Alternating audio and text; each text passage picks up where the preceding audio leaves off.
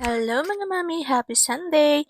Flex ko nga lang pala yung power bank na ginagamit ko. So as of today mga mami, so pinarenovate ko sa aking asawa yung bar counter namin. So nag-order ako ng wood panel na nauuso ngayon. So ilalagay ko na lang yung link sa comment section. So si husband na lang yung gumawa neto. But hindi sumakto yung na-order ko. So kinulang din siya.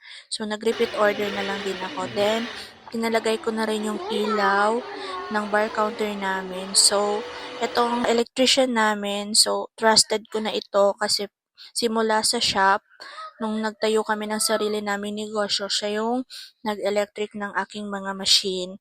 So, pinapalitan ko na rin yung ilaw dito sa dining table namin.